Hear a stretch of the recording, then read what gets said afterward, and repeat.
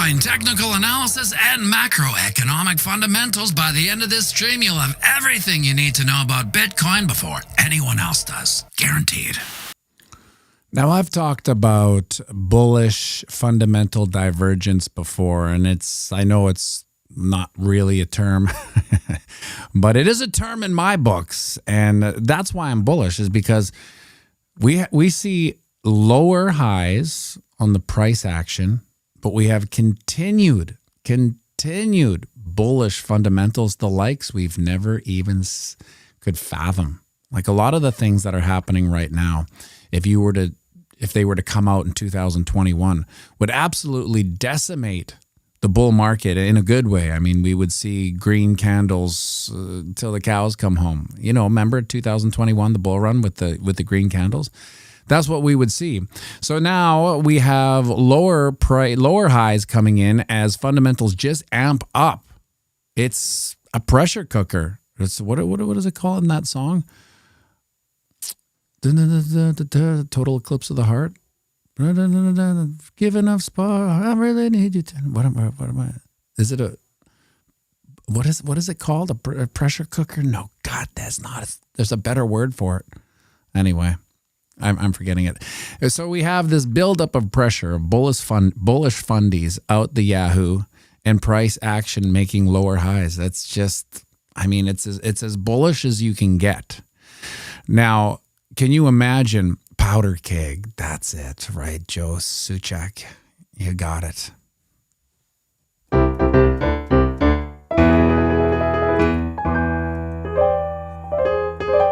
Such a cool chord, this one. It's like a E minor 7th 13th or something. I don't even know what it is, but it's I always try to put it in on any ending chord, because here's E minor, nice enough, but here's the jazzy 13th. It has such a question on it, right? It's like, what did you say? Did you say bullish fundamentals? Yeah, bullish fundamentals is what I said. Now, can you imagine any of these things coming? Not 22 states. Let's just say one state. Let's say in 2021,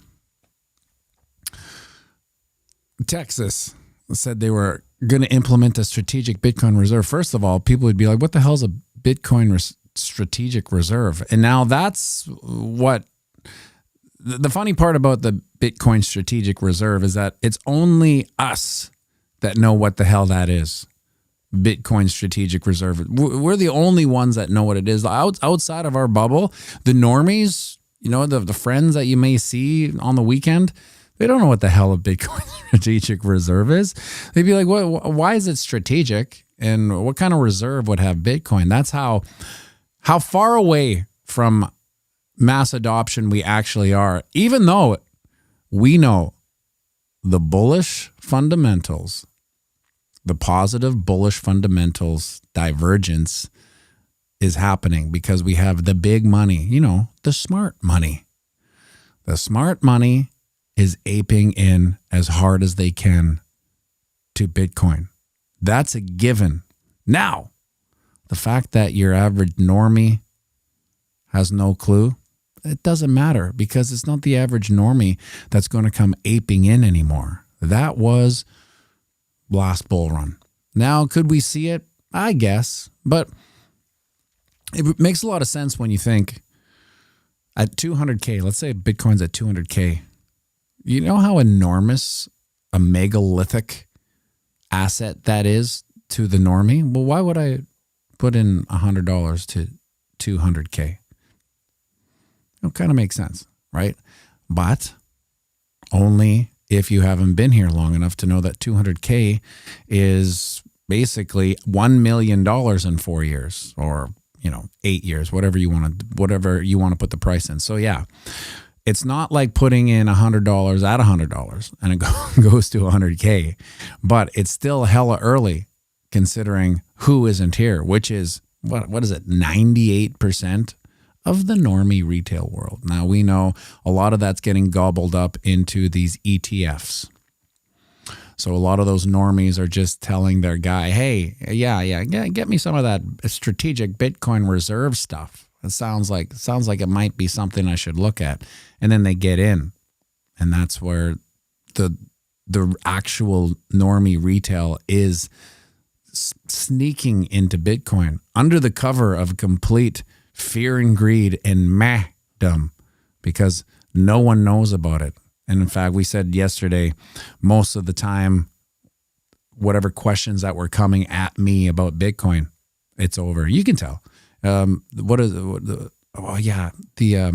Google Trends is almost as low as it was for Bitcoin.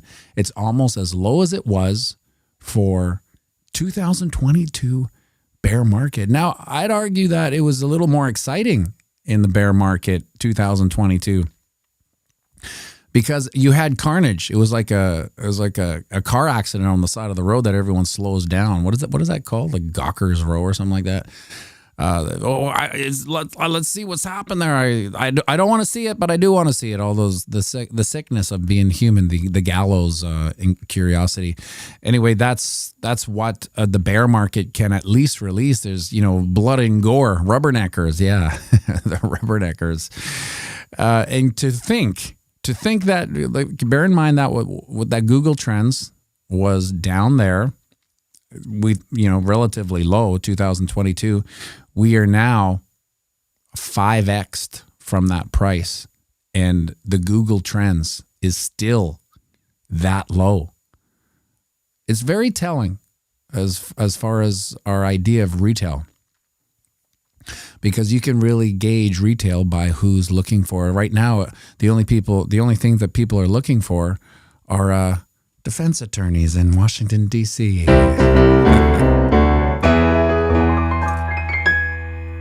Did you say defense attorney? Why would anyone need a defense attorney in Washington, D.C.? Good question, Carl Elder. So when we think about retail, or where retail isn't, it's unbelievable that the Google Trends are as low as 2022. I think it was last week I did the real black swan is zero retail. To be at 100K and have Google Trends arguably as low as they've ever been, and zero retail. That Scotty Mo says, I don't see retail coming in until Bitcoin hits 150. Yeah, I do believe maybe there is e-money when eggs are $5. There's not too much liquid Bitcoin money. That I think that's a strong point, e-money, is that the average normie isn't sitting with a bunch of dry powder. Dry powder is for the degens like you and me that are like, how many bottles can I get back to put into Bitcoin? That's a different breed. That isn't a normie retail. That is a sick degen that's been here long enough to know that why would I put anything into anything except for Bitcoin? But that takes a long time. That's a learning curve. And you also have to fail up to that mentality. You have to put money into other things and realize that was a bad idea. I'll put it into Bitcoin. And then there's another shiny toy that comes out and it's like, well, maybe I'll put some money into that. That's a bad idea. And then, as you fail up, as you lose up, you realize, well, why don't I just put everything into Bitcoin? And that's where we are. So yeah, do you think people are sitting there like your normie friend who works 9 to 5, has a paycheck, and after taxes, the greatest psyop in humanity's history, you have just the small margin of potentially saved money. Now, what is that? What is it like? I always use this example. I have some kind of white-collary family members, not wealthy, but they make a good career earning. They don't have that little margin.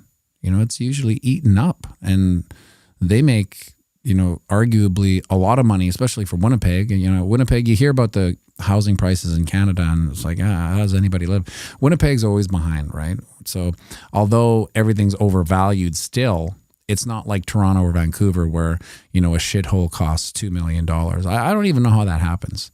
Maybe they're tear downs, I suppose. Now, the thing that worries me is pumps, right? Like when I see the pump's happening, I'm always like, so when is this going to peter out? Because when we measure how price action peters out and makes lower highs, that's just not good. It's not what we want to see, but it's to be expected in a crab market of sideways chop. I mean, everything is irrelevant. We are seeing basically like a life support comatose victim, and every now and then the finger moved. Hey, the finger moved. His finger moved. I don't know why the person's a guy, but the finger moved. Oh, it's not, he's still brain dead. And then everyone sits around and talks, and then all of a sudden, like the neck will, hey, his neck moved. He's still comatose. So all these moves are just, nothings. We kind of get excited. I got excited yesterday because we had such a knee-jerk reaction to the CPI, and we wick down underneath our channel of dissension to 94-ish, 94K-ish, and then we had a recovery. And I mean, it was 4%. It's not nothing, but still 4% in a bull run. We're talking about the finger on the comatose person moving. Oh, is his finger moved? Maybe he's still comatose. Okay. So that's what I mean. But the bad news is that we didn't even get over the last comatose finger moving, which was 98.3. This was 97.8. So that is what some legacy analysts call a lower high. And if we just keep going back, we have a lower high here as well, and then a lower high here as well.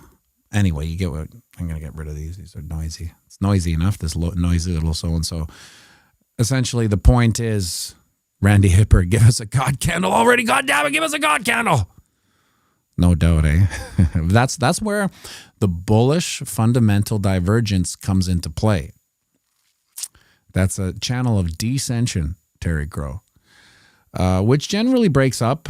You can see we've stayed in the Upper East Side of this. We just threw a long hair don't care wick down there. Who cares? You can see, and then we came back and we are finding support on our channel of eternal monotony. So now a channel of eternal monotony is just a boring channel. Channel of descension obviously descends, and they, technically break bullish more than they do bearish. But it breaks bearish just enough to wreck traders. Just when you've had 4 or 5 consecutive trades where you've leveraged and you've made some money, you're like, I got it. I got this thing. I'm a pro trader. Boom, goes bearish, right?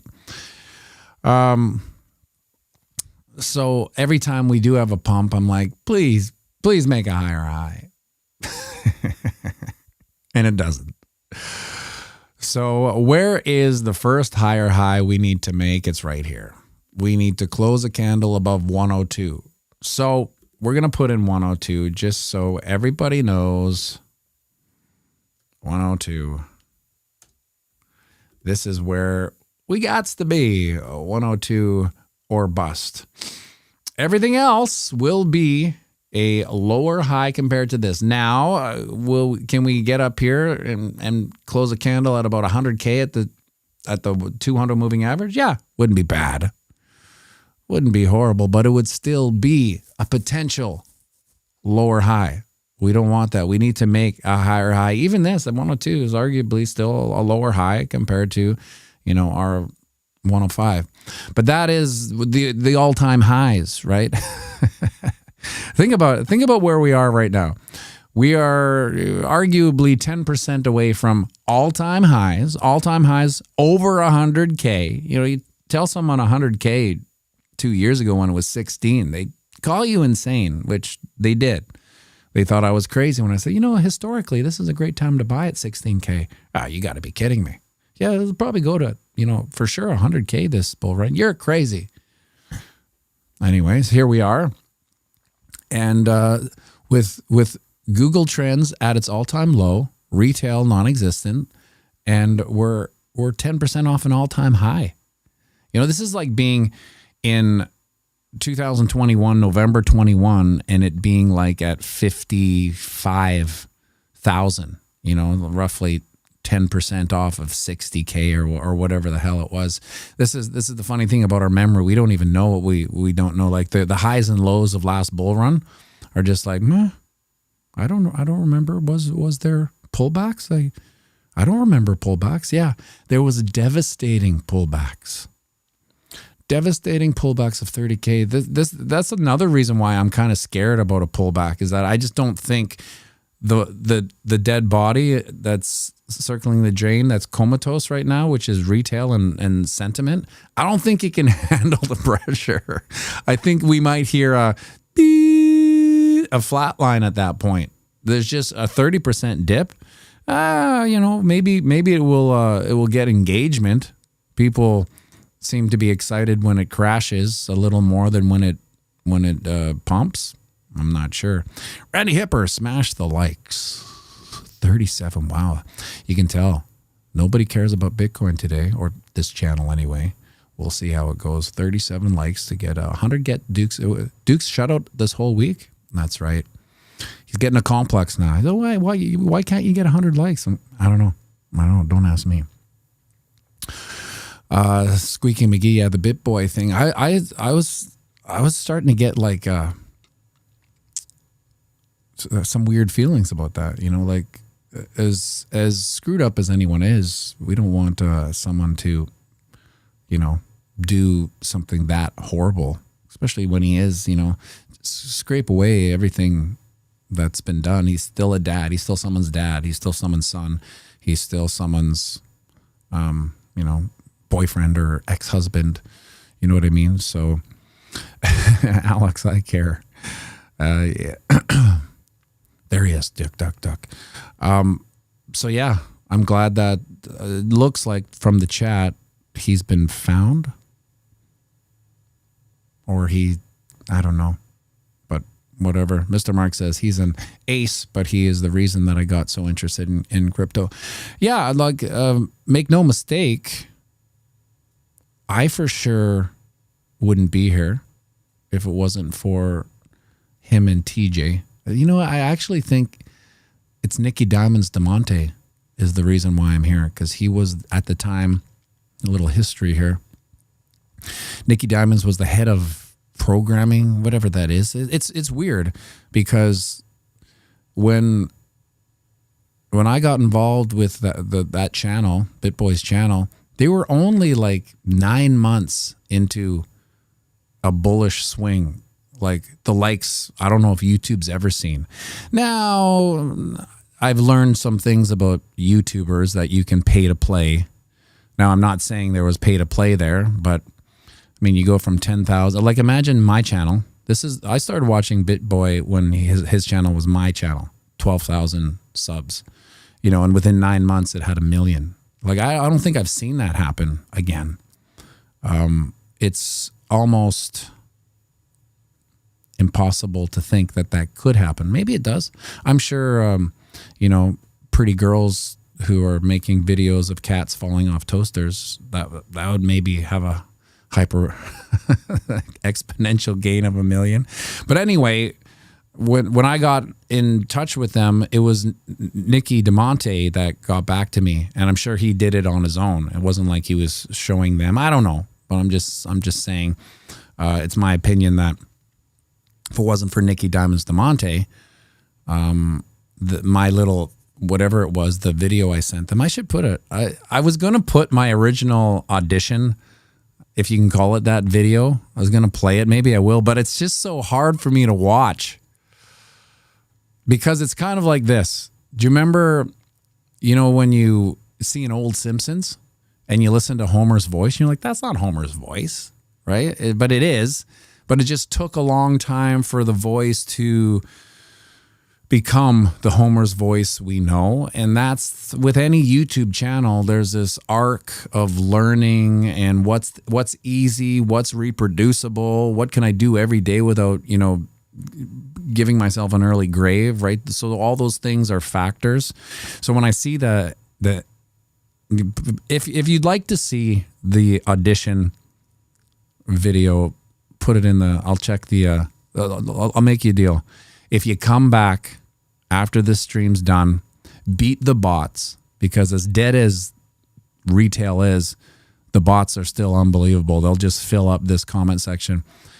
If you want to see the actual audition tape, come back after the video's done and put original edition or whatever. I'll see it, and then I'll know after whether it says, because listen, I don't want to show it because it's so cringy for me to watch. Like I barely listen to things that I record because I'll like, for instance, when I'm recording something, I will go into the car and take a sound check, a mix check, and then I'll cry. I won't cry, but you know what I mean? There's that meme where people are, Randy Hipper posted, where people are like listening to their mix. Oh, the kick is so loud. I thought the kick was perfect. Anyway, you won't understand that unless you've mixed songs. You can mix forever, right? Anyway, I can barely listen to my voice. I never watch these replays. I can't do it because I will pick something and my whole day will be ruined thinking about how I had the audacity to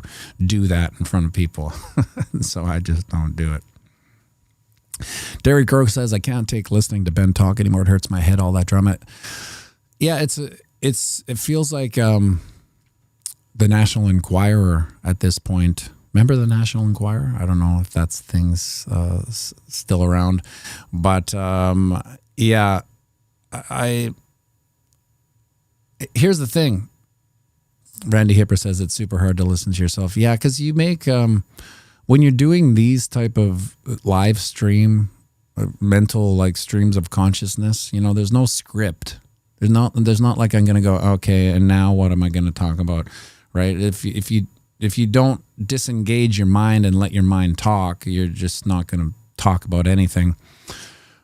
So some weird things come out because you send the editor up for breakfast or lunch, right? And you just let the free stream of consciousness come out, and some things get said that are, bizarre.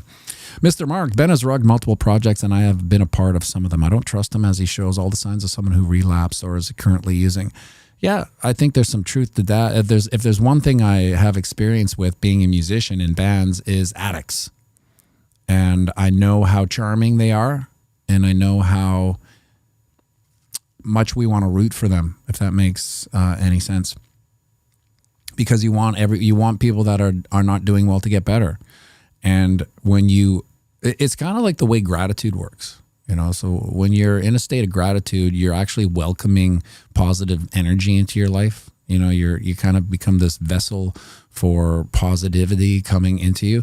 When you want the best for someone, you also are in a state of gratitude and welcoming. You want the best to happen to these people. And unfortunately, that is when certain types of personalities, will rug pull you. To use a crypto term, they will understand that you are rooting for them, and then they will manipulate that aspect. And I'm not saying this is what's happened to me many times with some of my musician friends, because not only were they talented, but they had drug problems and booze problems, and so they had money problems, right? And it's not like I was some wealthy musician. I'm still a hustler to this day. I don't do gigs. This channel's gone, right? So it's those gigs that kind of fund everything. But if you have $5 and someone needs $1, it's very easy to give them $1, right? And then extrapolate that into 100 or 20 or whatever. And so you want these people who are trying to make an effort to get better. You want, well, maybe I'll help you out, right? As soon as that happens, you become the guy that they always come for that $1, right? Which is fine. And if you don't do it, they end up making you feel bad about it. Right? Well, you don't want to help me, right? And so at the end of the day, I'm so callous now from dealing with addicts that I honestly, as soon as I identify it, I'm out, because it is a positive energy strain. And as you get older, you guys probably know this, your limit for dealing with negative energy becomes so low. For me, it's like, I don't know, as soon as I sense it, I'm like, I'm out. And it's maybe they're just having a bad day, but that's fine. I don't need your bad day. I'm out.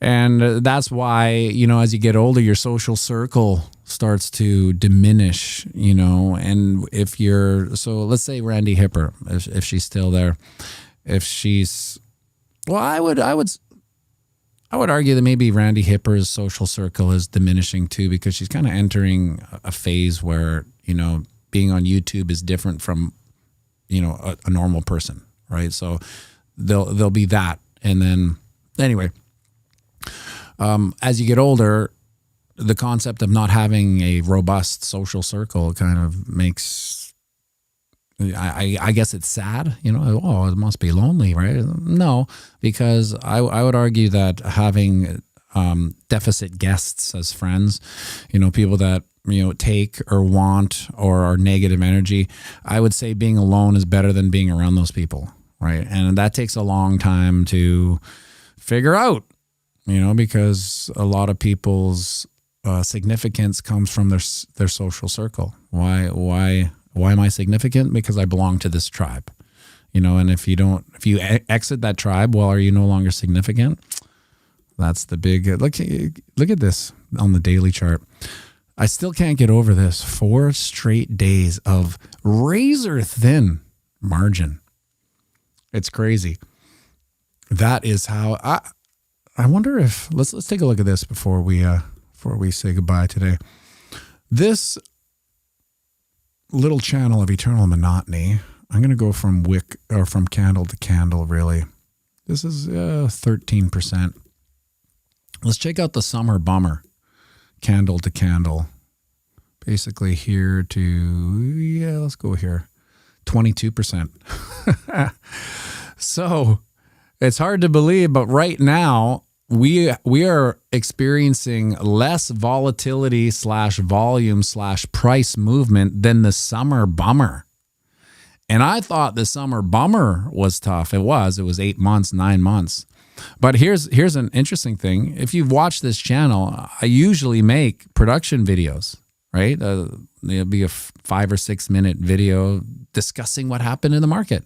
I can't even make those videos because you know, like, what are you going to do?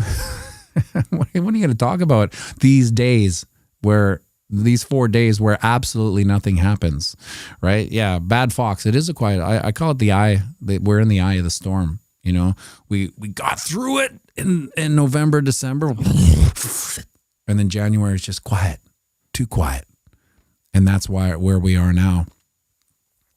And even look at these. Let's make this bigger so we can all fully grasp the magnitude of the nothingness. These candles, 1.7%, 1.7% movement on the day.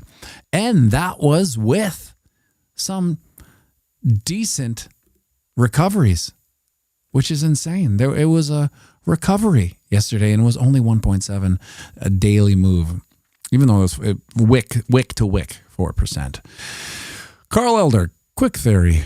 Maybe we are in the summer bummer early because we ran up early before the halving this year. Maybe we are having everything happen early this cycle. Yeah, that's a good point.